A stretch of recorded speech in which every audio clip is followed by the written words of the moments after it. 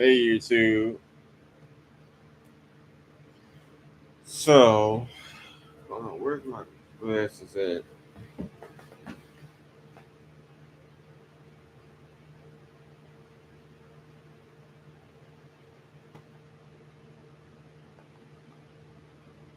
I say put them somewhere and then forget where I put them.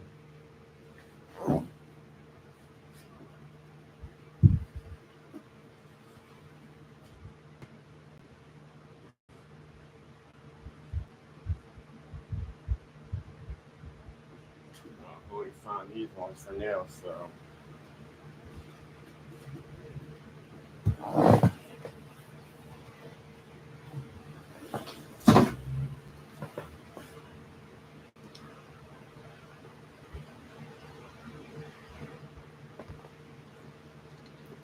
today, I am back with a book. I chose to focus more on. Yeah, I have a few other books that I've been coming on YouTube reading, like the T-Bow's book, um, the R. Kelly book, and a few other books.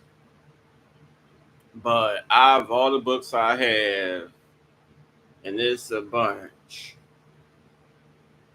about 3 boxes full, plus some other books that's around here somewhere.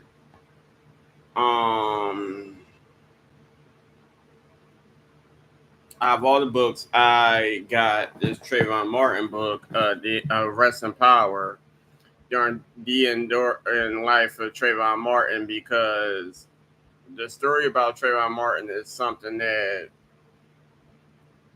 I pay much attention to ever since the first time I've heard it, which was probably sometime after it happened. Um,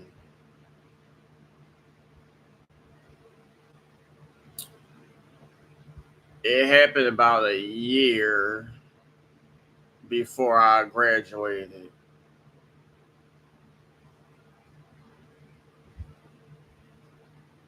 Well, before I left high school, it happened in 2012. I left high school in 2013.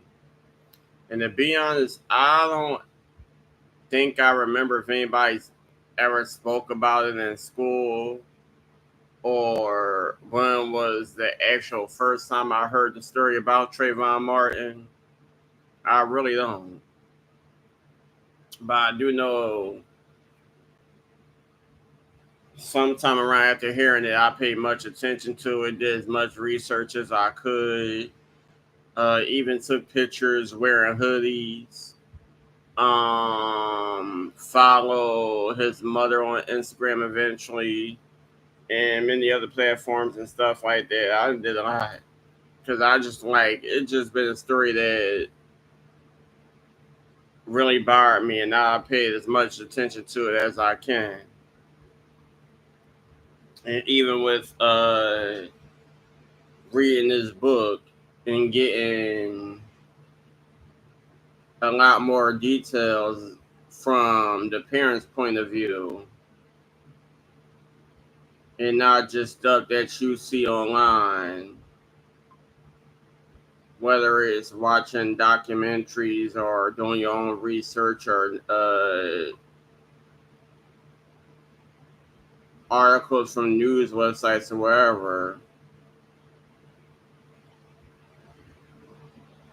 I feel like this book is a great book to use.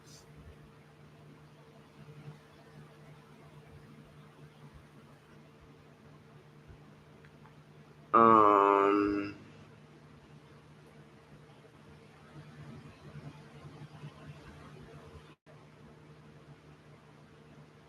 it's very detailed. Well, not is certain parts that detail, and then certain parts that aren't. And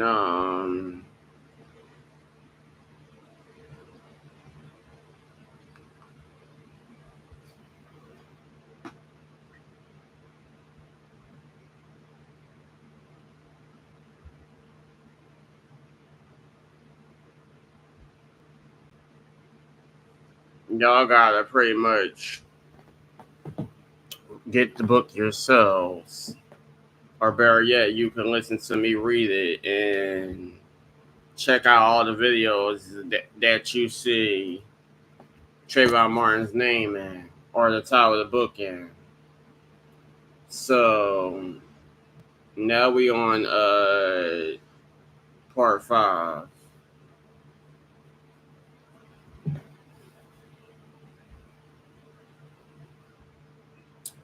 Oh, chapter 5.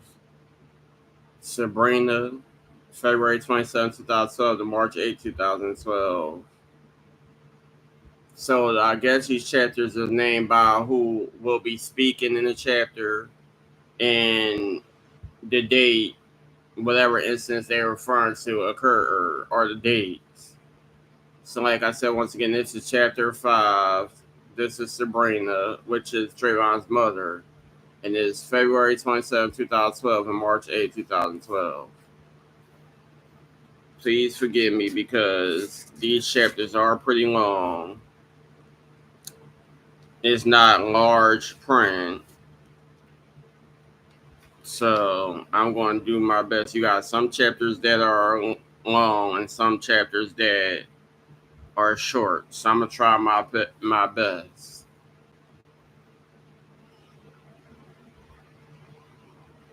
Losing my child ripped my heart in half.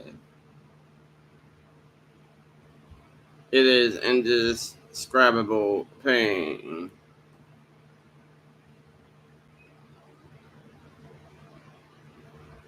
I could not get out of my bedroom. My bedroom had always been my haven, filled with my favorite things, all in my favorite color, purple. Purple is my birthstone. The purple of amethyst. The ancient stone that is written, Moses said, was filled with the Spirit of God, bestowing power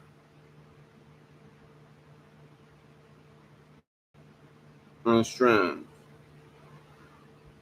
Almost everything in my room was purple: walls, carpets, sheets, pillows, flowers, accents, decorations, and more. Um,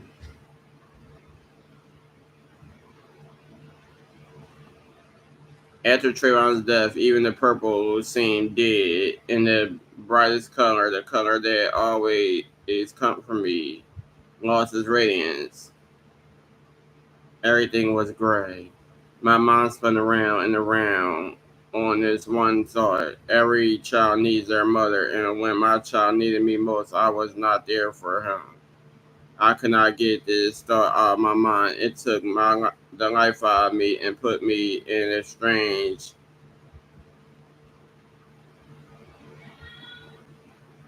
paralysis.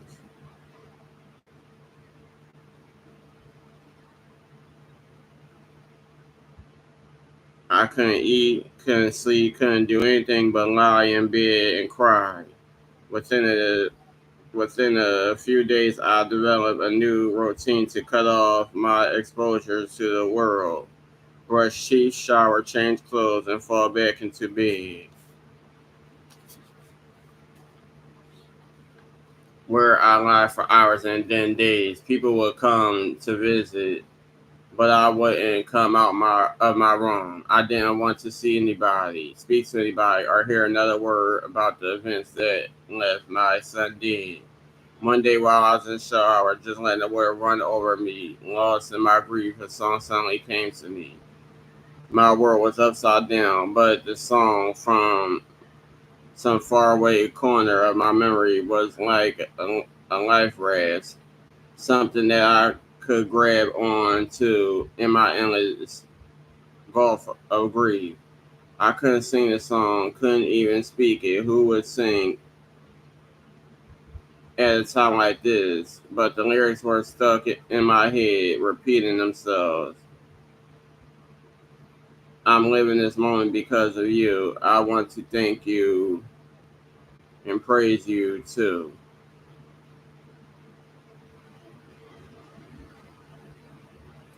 I knew this song from church. It was a gospel standard, Your Grace and Mercy by the Mississippi Matt Esquire from Jackson, Mississippi. It was a song about salvation, about overcoming seemingly impossible obstacles, about somehow continuing to live in the shadow of death, in the depths of despair. The song gave me strength, or at least enough to get through the next minute, the next hour, and soon the next day. I would sing to my boys all the time and would ask them if I sound like what they heard on the radio. They always say yes. Speaking on the color purple, not the movie, but the color purple. As y'all know, maybe y'all do, maybe y'all don't. I'm pretty sure people that watch my videos probably do. Um, Purple was, I know for sure, purple was one of my cousin's favorite color, and it's because her phone case was purple. And I believe purple may have been my aunt's favorite color. I don't think I ever asked her what her favorite color was, but from her children's perspective, if that's the right word to use, or from what I've seen and what I heard, uh, her favorite color was purple. And then um, the obituary hold on, is purple, as y'all can see. So I decided to wear purple the day of the funeral. And am sure I wore purple throughout I mean, many times in my life, but I never fully just did. I don't think I ever fully just did all purple from head to toe, where everything was purple except for what was underneath my clothes. What was on my head was purple. The whole suit purple. Um, my shoes purple. The only thing that wasn't purple was probably the socks I wore and the shirt underneath. But the shirt actually did have purple in it because, of course, the the obituary picture is in the front, and then I had one of my favorite pictures off my aunt's Facebook page. Um, in the bag of the shirt plus the hoodie, but I didn't wear the hoodie. Anywho, so yeah,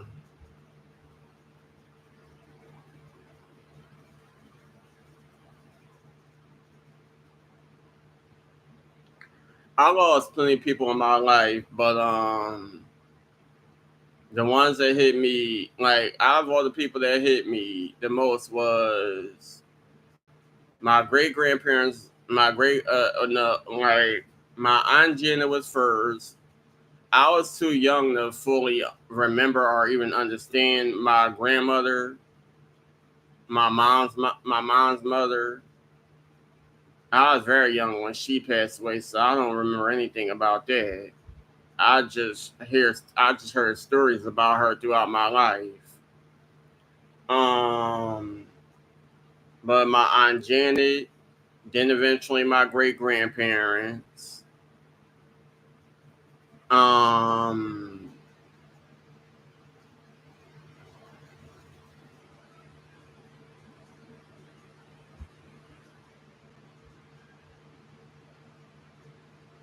my great grandma was first. Then somewhere after that time, um, being in school, I've lost.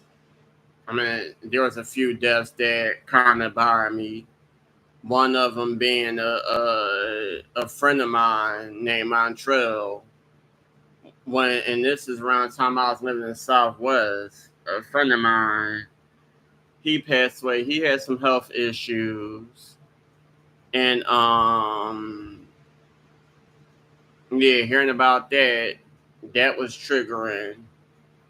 And then later finding out that um my cousin, my aunt Denise kids, who also lived in Southwest, all this time I didn't even know they knew him until one day I went to their house and his obituary was hanging up on the wall in one of the rooms. And then it kind of made sense because he lived around the same area that they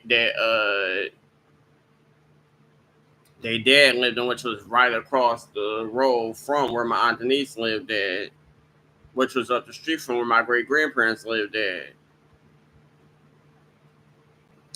So, but it never dawned on me while he was alive that I had family that knew who he was.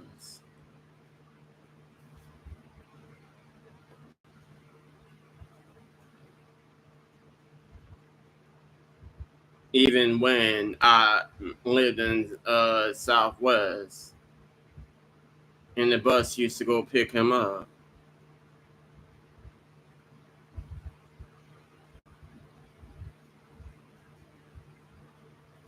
Anyhow,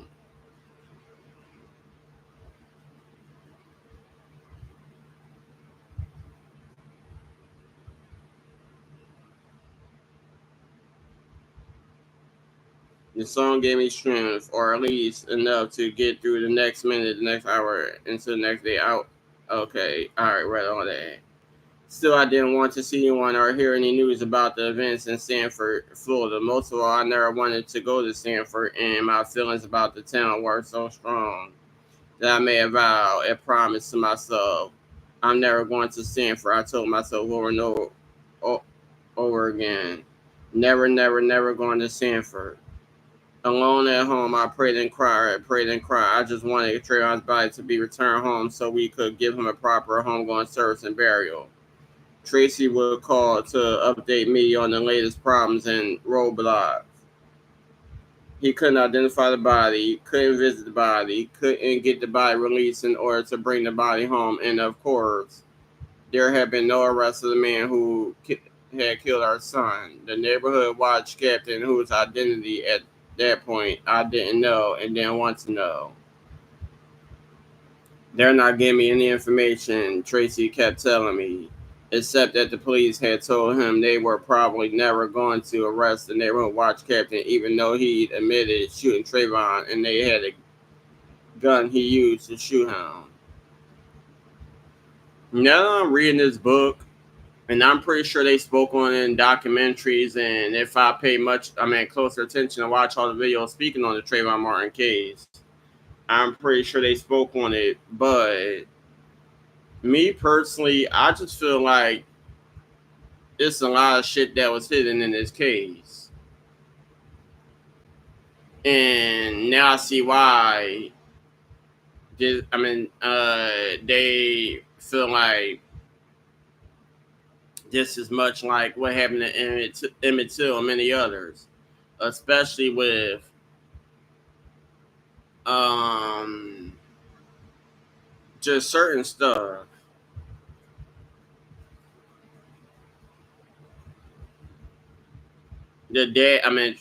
Tracy saying that he was not allowed to view the body of his son, and he had to go through all these different people to finally get the body shipped somewhere.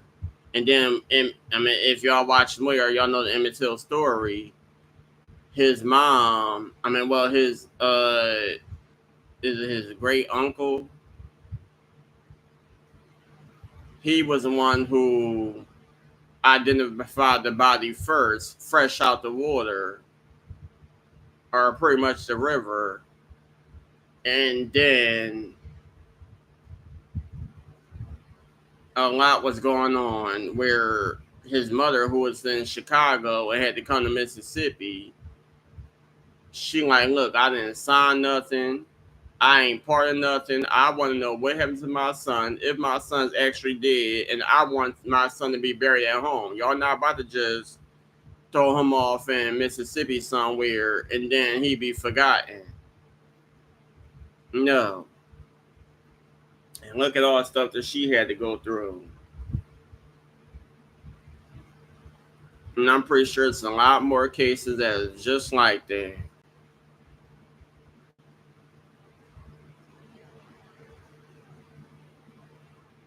They're not giving me any information. Tracy kept telling me, except, oh, I read that. I would listen to what Tracy had to tell me, but he seemed worlds away. Anyway, I'm never going to Stanford. I reply, you need to straighten everything out and find out what happened because I'm never ever going there, never going to Stanford. I managed to pull myself out of bed I mean, and out of my room for my son's funeral. The sun was shining, and it was a dark day, for me the darkest. The day was just a blur. I don't remember most of it except for one image which kept returning to me again and again over the days that followed. My son lying dead in his casket, in his white suit with his light blue tie, almost with a smirk on his face, as if to tell me I'm going from Earth, Mom, but I'm okay. As if he were trying to comfort me like he always did. As if he were saying, I got it, cupcake. After the funeral, I managed to get out of the house to visit my pastor. So it seems like the funeral, they either don't remember much from it during the time this book was written, or they just don't want to speak on it. Because both Tracy and Sabrina, well, Tracy gave very detail from what he remembered, and Sabrina, she just says she remembered him laying in the casket, but she's not speaking on what actually happened at the funeral. At the funeral, I managed to get out of the house to visit my pastor, Arthur Jackson III from Antioch Missionary Baptist Church. Pastor Jackson knew Trayvon. Trayvon was a member of the church in the youth ministry, and he was learning to run the video cameras that record the Sunday services we would attend. Trayvon got involved and started attending more because of the youth minister, Reverend Dwayne Fudge Sr. So now I found myself going there for strength and comfort. My faith and trust in God were unbreakable. They were the only things unbroken in me, but I believed I was in a spiritual crisis. I was ushered into his office and he immediately hugged me in greeting. I'm sure I looked like a nervous wreck. Later, Pastor Jackson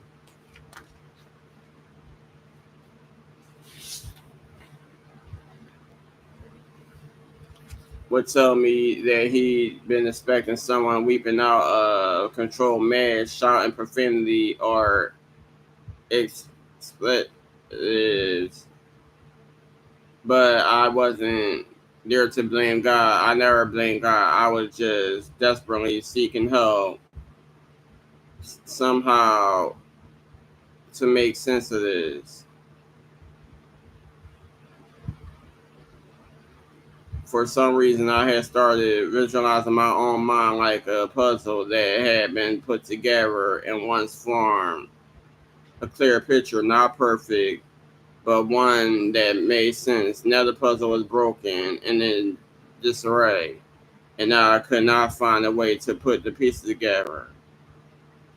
I know the pieces are there, but I can't see the image, I told Pastor Jackson as I sat across from him at his desk. Now I started crying and trembling, and my hands were shaking and my voice cracking, and I could barely speak. I had one son about to graduate from college, I said, referring to Gerard's, and another son who was about to graduate from high school, I said, referring to Trayvon. I was having trouble keeping the thread. I just feel like I'm just not myself, like I'm not me. I continue. It just doesn't feel like this should be happening. I tried to say more, but kept having to stop when I would break down crying. I don't want to lose my mind. I keep thinking about my oldest son, Javaris. I told my pastor, I don't want him to someday say I lost my brother to gun violence and then my mother lost her mind. He put his hand on my forearm.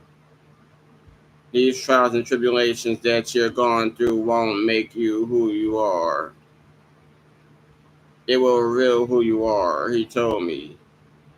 It's not going to make you strong. It's going to reveal the strength you have. It's not going to make your character.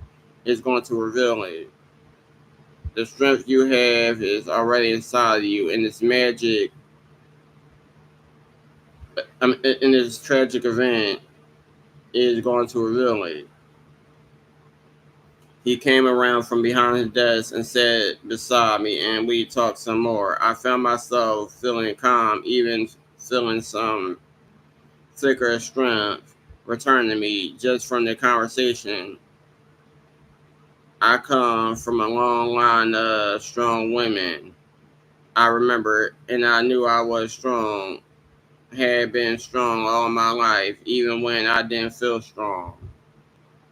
I told myself I'm strong, and so I became strong, but you never know how strong you are until you are tested. And now I face the ultimate test for any mother. When I was done, he prayed for me. Then we embraced each other and I just cried on his shoulder. I walked out feeling better, still broken but better, still far from whole but stronger. I left knowing that I was going to someday get up out of my purple bedroom. Just not yet. I still didn't know how to get back to the person that I was. I knew that my life would forever change because of what happened to Trayvon. I just didn't know how to get back into life and find whatever my new normal life might be. I felt I would never know anything even close to happiness again. Finally, my sister, my cousin, and one of my nephews got me out of the house with a trick. They told me they just wanted to take me for a drive. So I pulled myself together, came out of my room, and climbed into my sister's Camry, expecting a quick loop through the streets around our house and then back to bed. Before I knew it, we passed one of my favorite restaurants, Red Lobster. You hungry? Let's stop here, my sister said. Before I could object, we were pulling into the parking lot and soon sitting at the table. Just when the waitress brought the menus, my cell phone rang. It was Tracy and the attorney, Benjamin Crumb. You need to come to Sanford, Tracy began. Never, never, never. I replied, just as I already told him a million times. I am never going to Sanford, Florida, where my son was shot and killed. If we're going to get the nation and listening to us, if we're going to try to open people's eyes to Trayvon's death, then both of us have to do it, said Tracy. Both of us have to speak to the media. Both of us have to do a television and newspaper interviews together. I'm never going to Sanford, I repeated. He passed the phone to Crump and he started saying something about the 911 tapes for the night Trayvon was killed. Tracy heard the tapes, Crump said, and they had evidence unlocking what happened that night in Sanford, a blow-by-blow of the shooting. However, the police wouldn't release the tapes, even though Crump and his associates had filed official papers demanding the 911 tapes be released. I got up from the table with my cell phone and went outside into the Red Lobster parking lot. Tracy got back on the phone repeating that it was important that I come to Stanford to speak to the media with them to demand the release of the 911 tapes and shine a light on what happened to our son. I didn't understand why he needed me to speak to the media. It was not me. It was my sister, not me, who sang in the church choir. My sister who come up to testify before the congregation. Not me, not Sabrina. Sabrina was a mother and not someone who had anything to say into a microphone. And anyway, I had been pretty clear. I'm never going to Sanford. You handle it, I said. And then he said something that immediately lifted me out of stage one of my grieving process, the non-isolation, and immediately propelled me into stage two, anger. They're not going to arrest him, Tracy said. Meaning the police weren't going to arrest the man who shot our son. And we had to get a word out to me about that. I come off. What do you mean they're not going to arrest him? I asked. They have the person who killed Trayvon. They have the weapon. Why aren't they going to arrest him? They have this Daniel ground law, Tracy explaining the law. I didn't understand it then, but surely do now. How could a law apply to this case? I thought with a 17-year-old armed with only a bag of candy and a can of iced tea. I felt my strength returning, felt the old Sabrina rising up within me. Okay, I said, I'm coming. I hung up the phone and marched back into the restaurant and told everyone what happened. And we left immediately, drove home, packed some clothes, and just like that, we were all on the road. My sister, my cousin, my mother, and me within a couple of hours after the call. I was leaving the now in isolation behind. I was going to stand up for my son. I was going to fight to get answers as to why he was killed. I was going to do whatever was necessary to make sure that his death would not be in vain. I was angry, and I was going to Sanford.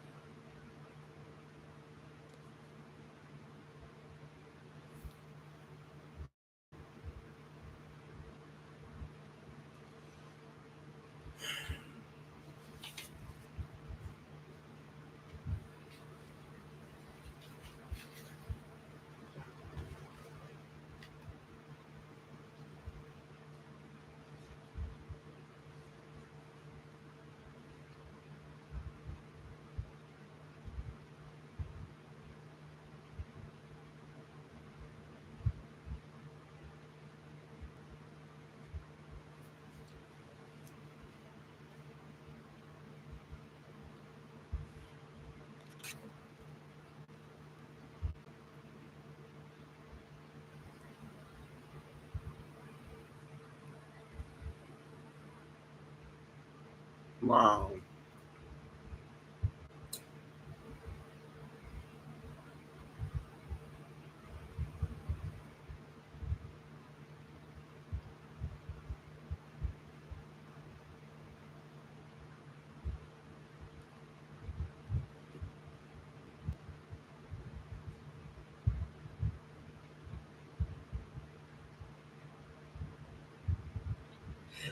Like I said, I don't have children of my own. No children in my family are deceased. None that I know of. Um, I do have family members who face gun violence, but to those who were the victims, they survived, and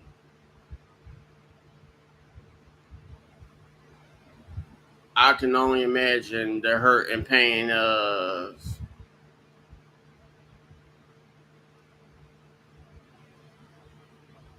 the mothers who got the news that their child was shot. And this is without saying any names or even speaking on from the information I do know, which isn't much. Um,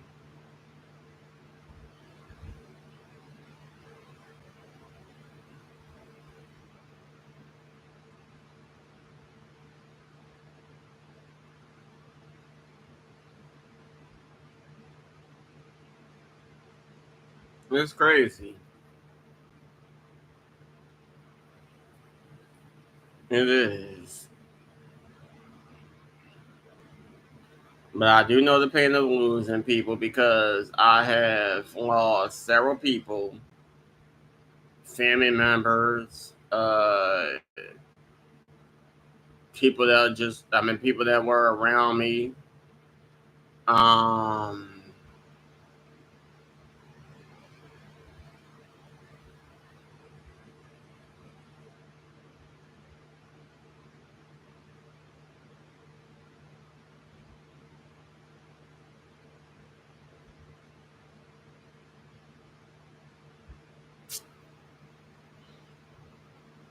I will say this. I'm not going to speak much on it because there's some stuff I still don't remember because it happened years and years and years ago. But when it comes to a child's death or well, the death of a child, when I was living in Darby, of course, there was a lot of people around that became family friends. And this is also without saying names. It was this one woman who became a family friend through just people throughout the neighborhood. And I'm guessing she lived in the neighborhood or had family or friends that lived in the neighborhood.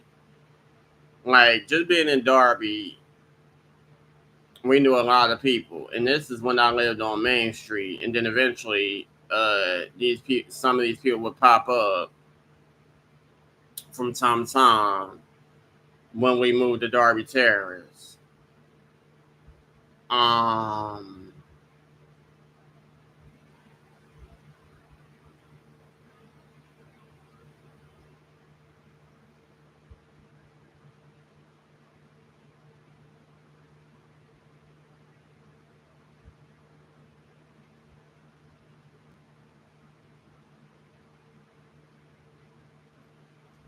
it was this lady. Like I said, I don't want to say names. And she eventually had a daughter. And I don't know her relationship issues or what truly occurred. But I do remember we was close, and I remember she called the house, and she was telling us that she had the baby, and telling us the baby's name. And we was all excited, and I was real close to the lady, so once I found news about the baby, I was already called the baby my god sister. Um,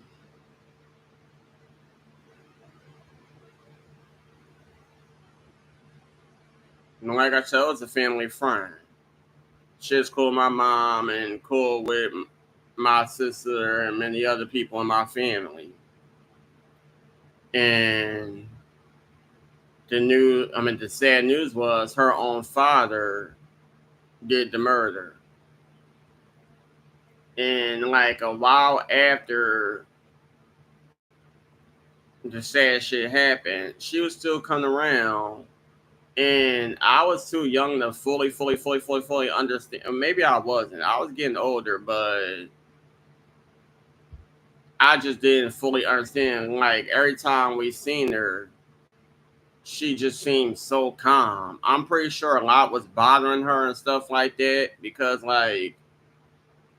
um we're sitting we I was in the back of the car and I see newspaper articles about the incident and um when I look in the picture box, the family picture box, I still see certain pictures of the baby. And then like years later, I think I did have her on Facebook because my sister was just bringing up stuff from that we remember in Darby and bringing up people we remember in Darby. And I think I might add her on Facebook, but I don't know. People probably change their Facebook information or probably don't be on. I don't know. She eventually had more kids, or and whatever case may be, but I don't know. Like it was just sad to me, and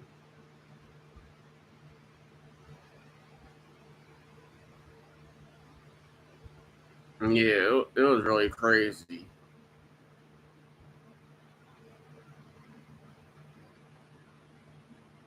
And I probably was like maybe 10, 11 when it happened.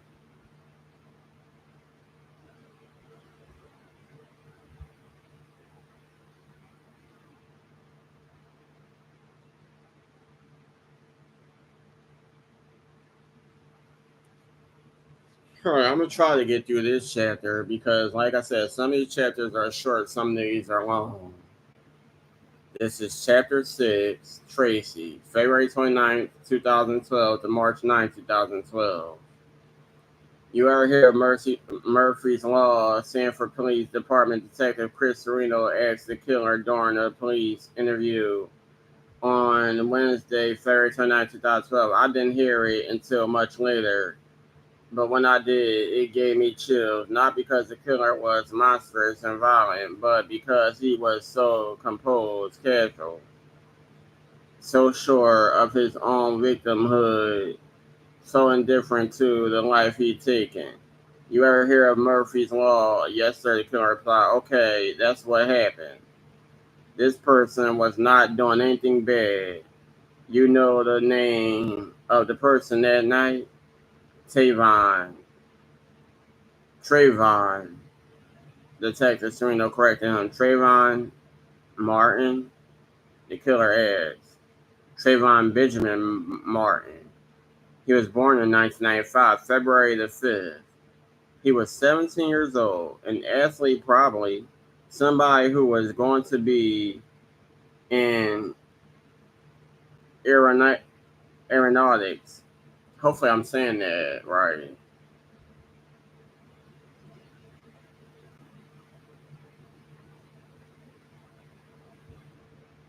A kid with a future. A kid with folks that care.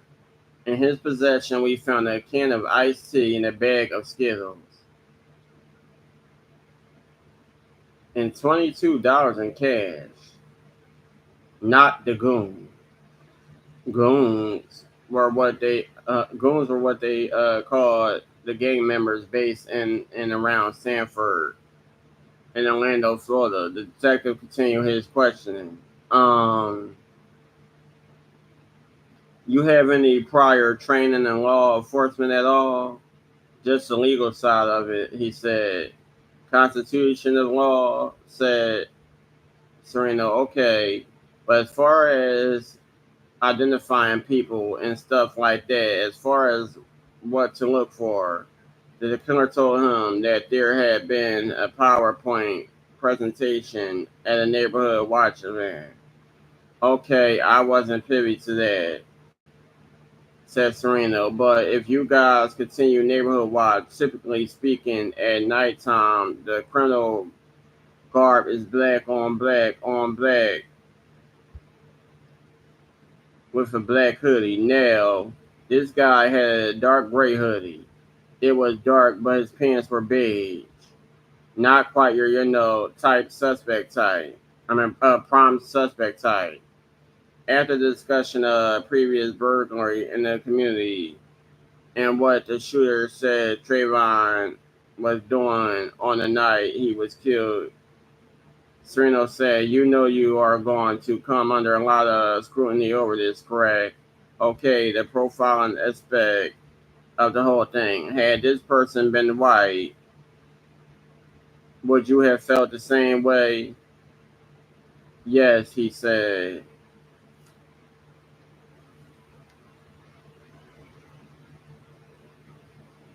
I was waiting for Sabrina in Sanford, Florida, but it wasn't the Sanford I knew before Trayvon death. The Sanford weekend visits with my girlfriend Brandy and her son Chad. The Sanford That Sanford was going for me forever. Now Sanford was a battleground. We never wanted Trayvon death to become a racial issue. Soon, people of all different races would come to support us, and people of all races would be against us. That's just the nature of life. Not everybody's going to agree with you. Not everybody's going to disagree with you. Benjamin Crumb did his job in making a case in the media that there might be racism behind the shooting and the lack of an arrest. But for us, from day one, we wanted our message to be it's not about race. It's about the senseless killing of an kid and the injustice of the Sanford Police Department. As I would later say in a hearing which we felt was trying to sweep it under the rug. I knew, as Crump himself said, race was the elephant in the room.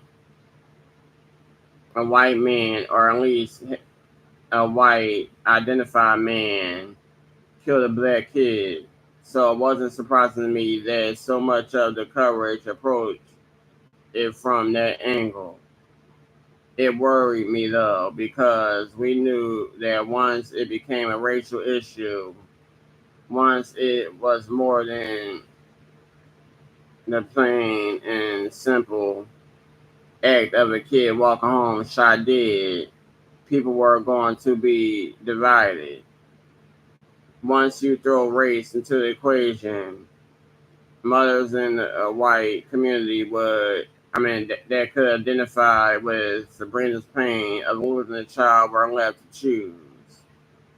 Am I loyal to my motherhood or am I loyal to my race? They would likely never put it in those terms themselves, but I lived through enough events where at some point people stopped caring about the truth or the complications. They all care about, all they care about is whether you're on team black or team white. That's why we didn't want Trayvon Duck to have a racial implication. Oh, I can't talk. That's why we didn't want Trayvon Duck to have racial implications.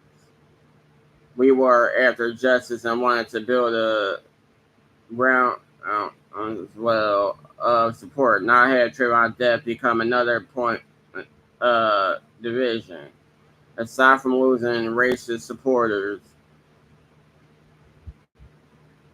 who we probably wouldn't get or want anyway, we were worried about people of goodwill getting turned off because they were tired of the endless battles about race. Just at the moment when we wanted them to get engaged. But we may have been naive to think that it was ever under our control. And personally, I knew racism was part of the story from the day I heard what happened to my son and how lax the police and prosecutors were about the killing. We would soon discover that the killer had called the police 46 times since 2004. Oh, wow.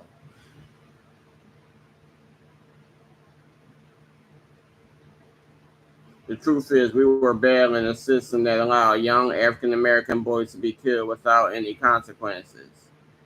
So race would become an issue. Another reason race became an issue was because of where the shooting happened, Sanford, Florida. Nellie Jackson, the Orlando-based attorney, was a gift. She not only knew Sanford, she was born and raised there and had all the local knowledge of the town. What Nellie Jackson didn't know about Sanford, her mother did because she is the town's unofficial historian, especially when it comes to its African American history. Her name is Frances Oliver. Now 73, Miss Oliver is a longtime Sanford resident, teacher, activist, and historian who has lived in the city since she was 4. One night, I joined our team of attorneys at Miss Oliver's house for the first of many dinners. She lived in the hospital, large family home. I said hospital. I'm sorry. She lived in a beautiful, large family home in the Goldsboro community of Sanford.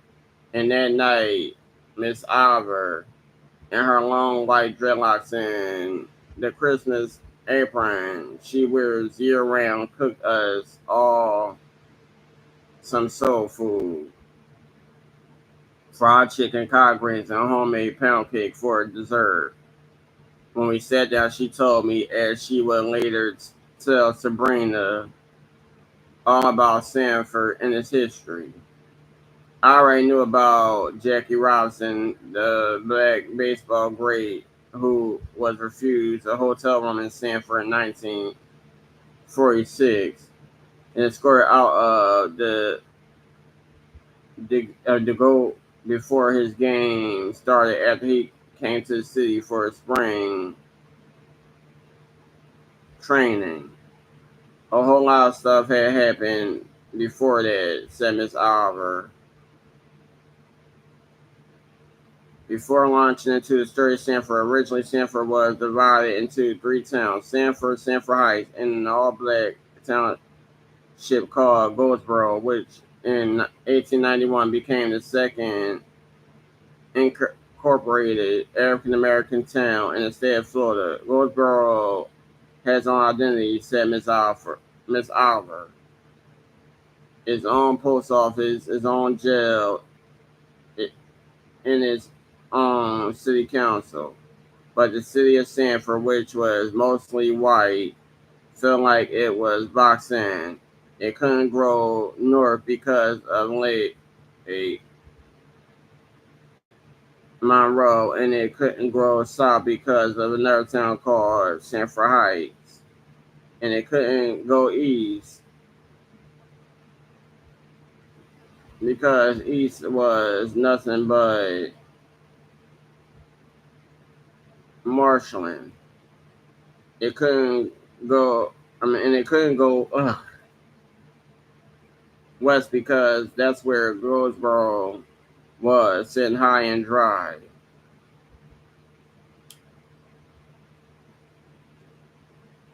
She showed us a clipping from the Orlando Sentinel dated September 1st, 1991. Political sham, the rise and fall of Goldsboro. A newspaper article talked about a man named Forrest Lake.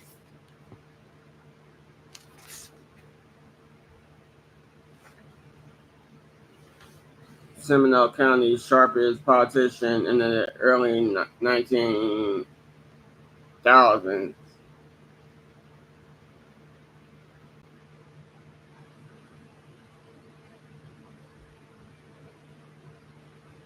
But Forrest Lake might also have been one of the worst characters in the shadowy backroom politics of his day. The opinion page article read, Forrest Lake went into the state capitol in Tallahatchie and got the legislature to dismantle the Goldsboro Charter and the Sanford Charter and the Sanford Heights Charters, said Miss Oliver. And then 3 days later, he came back with one charter called Sanford.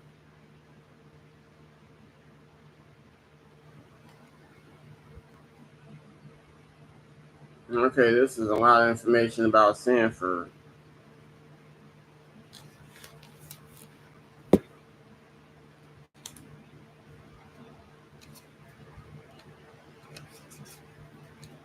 How long was this chapter?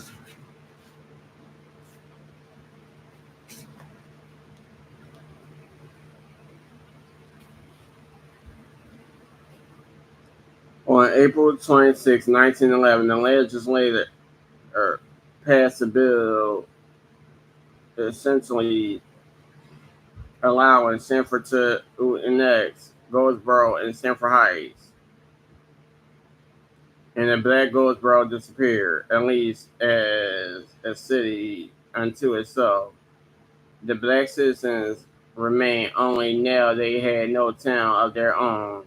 Their businesses, their city jobs, their post office, their school, their jail, even their streets, or at least their street names, which were changed from honoring Goldsboro's African American founders into numbers, will all eventually disappear. Now the citizens of Goldsboro were on the wrong side of the railroad tracks, which described the white side of Sanford,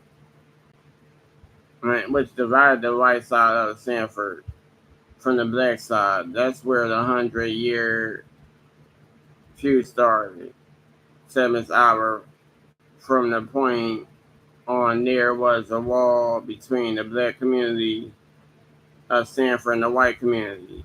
The black citizens of Goldsboro refused to be part of Sanford, and for more than 40 years, from 1911 to 1953, Goldsboro and Sanford were in litigation over the money that Sanford owed Goldsboro at the demise of Goldsboro.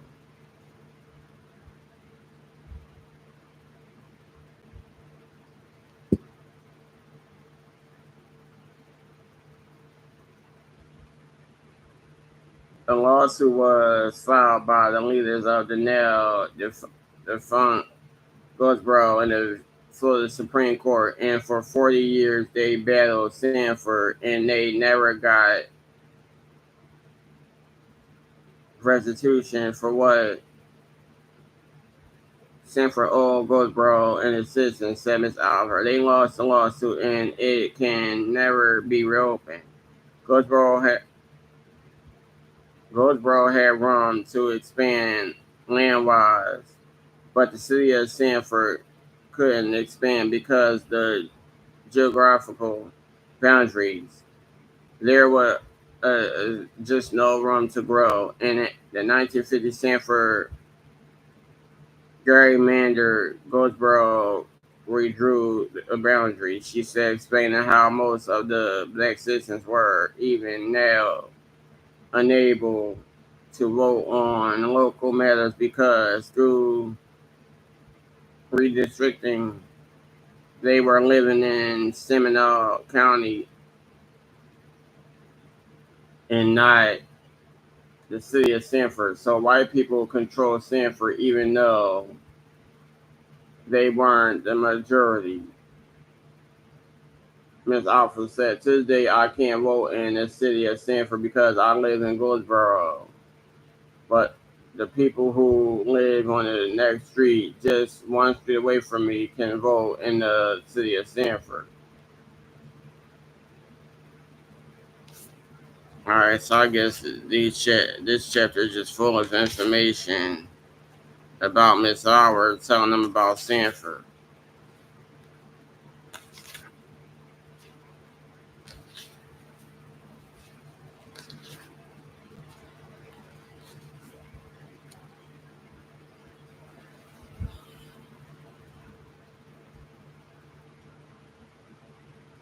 I came to Sanford in 1946. When I was 4 years old, she said, we came on the Overground Railroad, the name of the segregated railroad cars the blacks took to flee Alabama, Mississippi.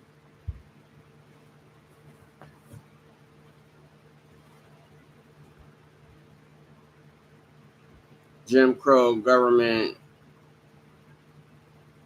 sanctioned racial segregation. My daddy came in search of an all-black city and landed in Goldsboro, which was still all black, but it wasn't his own city anymore. Well, everything was going fine in the 1950s. She continued, finally, for segregated Sanford, she said, where blacks and whites stayed separated. I'm say stay separate. I'm sorry. In neighborhoods, business, churches, in schools, everything was separate. We were divided by railroad track, and what happened on one side of the railroad track didn't have anything to do with the other side of the railroad track.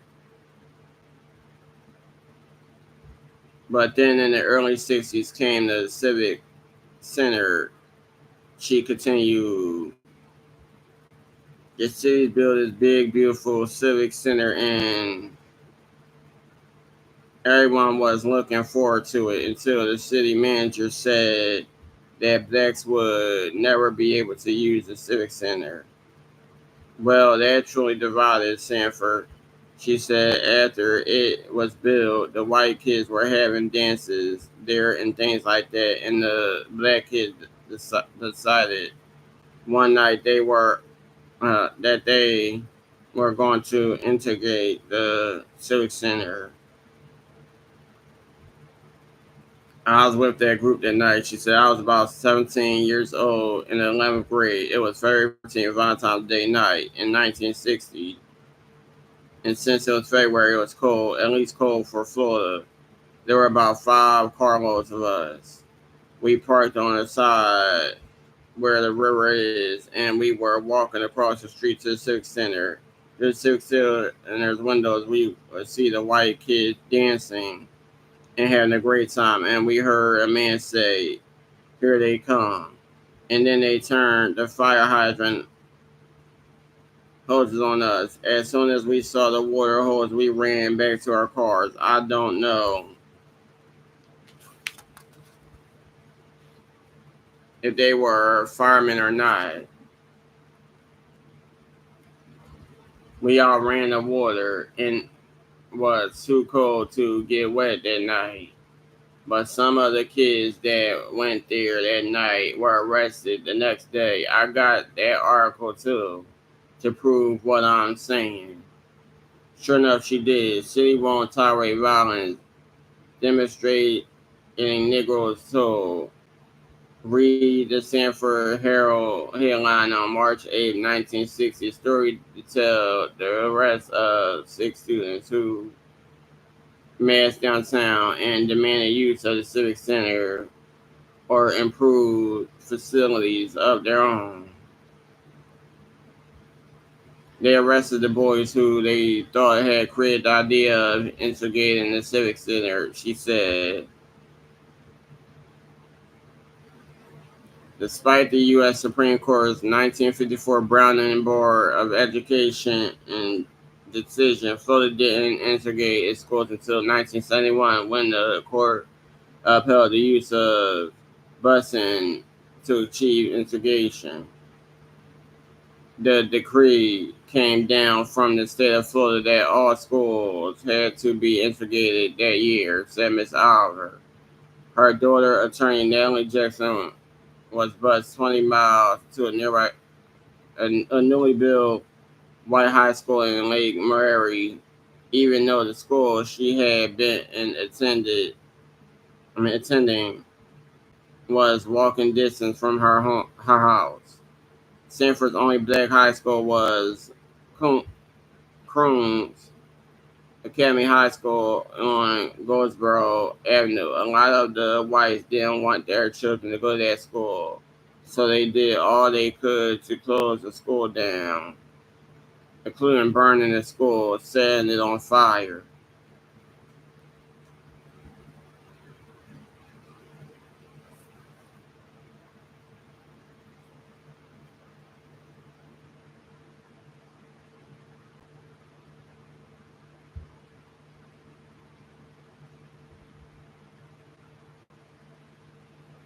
She showed us a front page Sanford Herald newspaper article from 1970. Croons High was partially burned. Read the headline.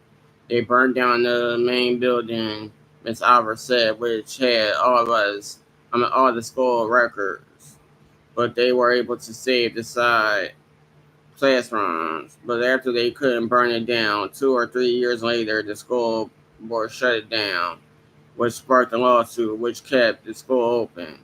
Croons Academy is open to today. It's a magnet school of technology and rated #1 in the state of Florida. She took a breath because she was now ready to discuss the present day Sanford, which she said was like any other Florida city or many southern cities in the 2000s when it came to race relations. At least before February 26, 2012, it was a place that seemed to live up to a slogan, the friendly city, and would soon even have its first African American city manager, Norton Bonaparte Jr., and its African American city commissioner, Dr. Relma Williams. Now, after about 50 years, I would say in about 2000, three consecutive new mayors reached out to the black community, said Ms. Oliver. Especially, she added, Sanford's current mayor, Jeff Triplett, a good man who, with the shooting of my son, would become caught in the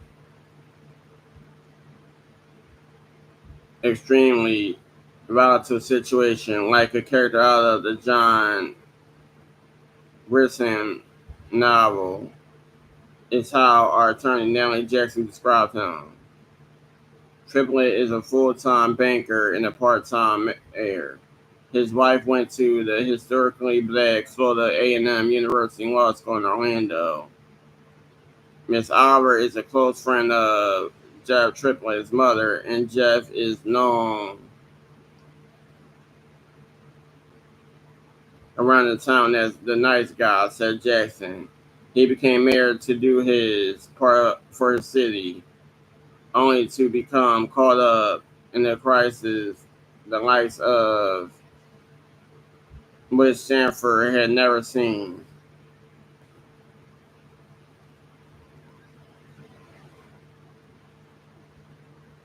Once they started reaching out to the black community, there was a response that, we might get together, we might finally sit down and to the table and talk. Miss Oliver told us. She paused, and then your son was killed.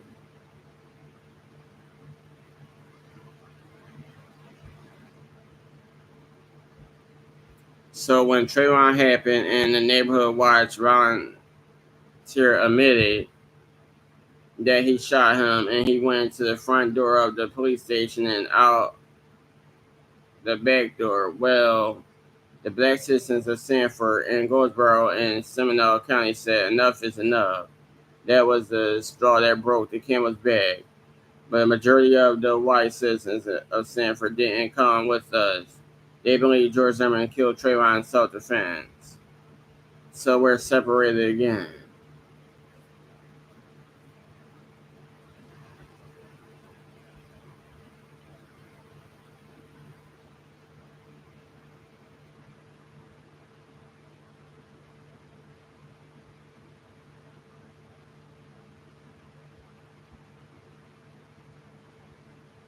That's crazy. It took me a whole hour to get through these chapters. For me, in 2 years I visited before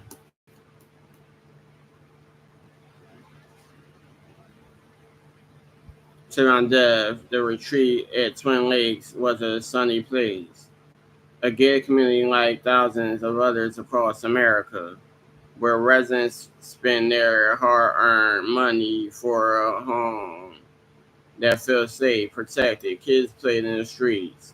Neighbors waved hello. Cars drove down sunny streets with names like Twin Trees Lane and Retreat View Circle.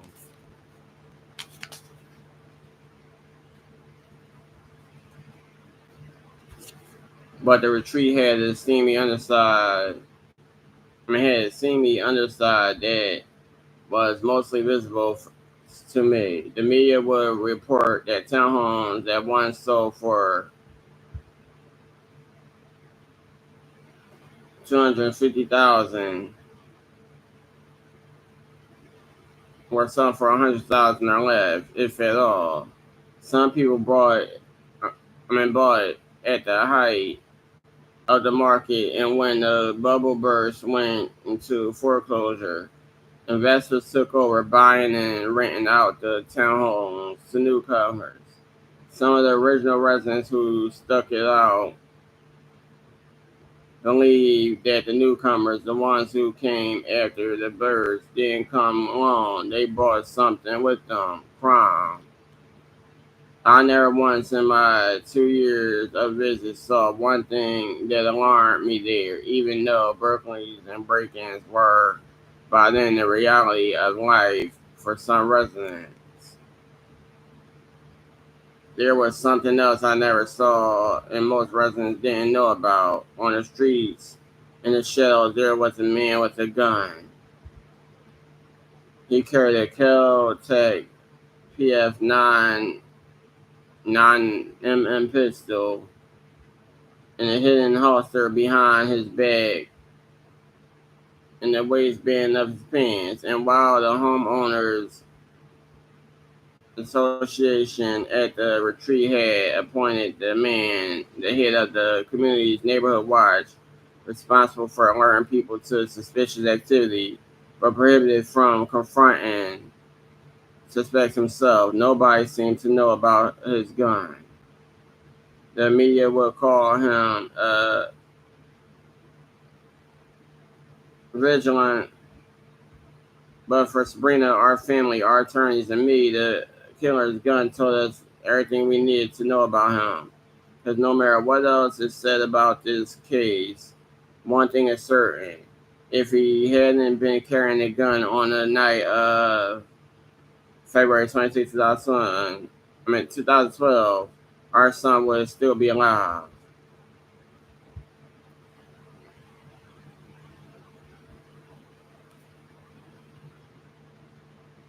Just like Miss Howard told us, the black community at Sanford had our back, but things started slowly. At 9 a.m. on Sunday, March 3rd, 6 days after the killing of my son, 2 dozen African American residents from Goldsboro, the African American community of Sanford, crossed the railroad tracks and gathered in front of the Sanford police station.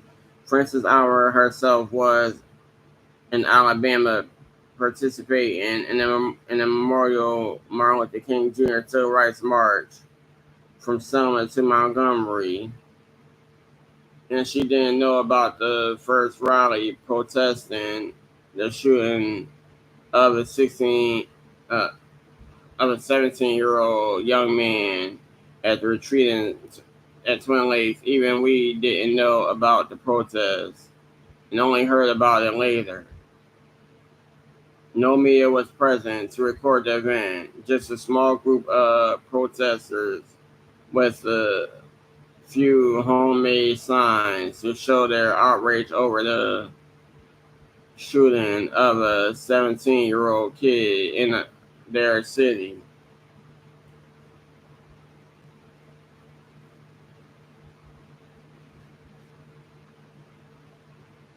And the lack of an arrest of the man who shot him dead. Where is everybody? Frances Howard's sister Deborah Detreville asked her by phone. What do you mean? Miss Howard asked. We're at the police station, said Deborah Detreville. For what? Asked Miss Howard. We came up here because of the boy who got killed with the Skittles, she was told. Miss Howard sprang into action as she knew someone had to lead the protest in case the police came outside the station. Eventually, she was told that Oscar Redding, founder and vice president of Brothers Keepers, which helps people recover from addictions, was present, sitting in his truck.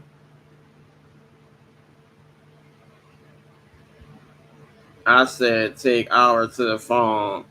I'm gonna take our the phone and let me talk to him. And I said, our, you will take charge and serve as the spokesperson in case the police come out and try to arrest somebody.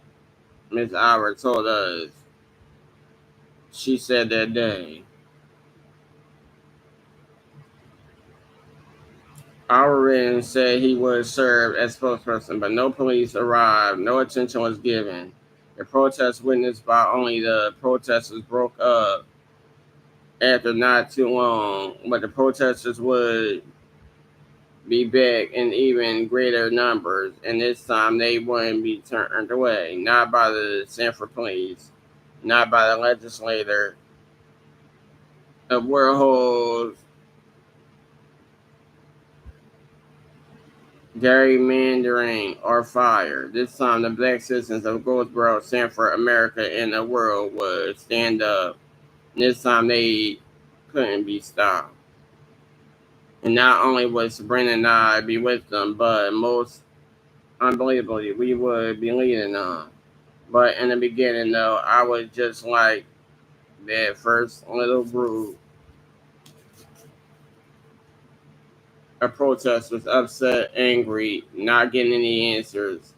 For many days, I remained in Sanford, still reminded day in and day out of the crime scene right outside the windows.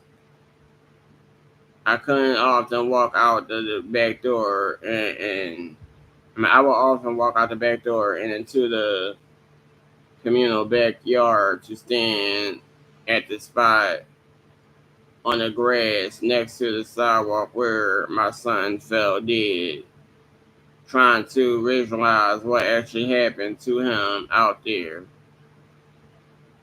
Back and forth, I would walk, trying to trace Trayvon's steps until I finally gave up. The trial had gone cold.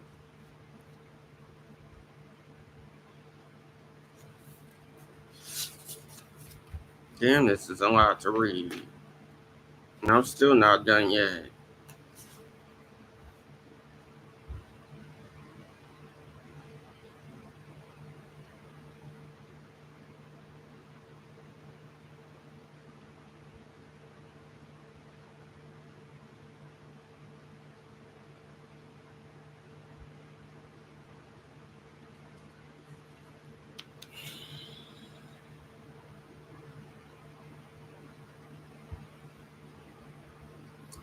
I'm about to take a break because this is a lot.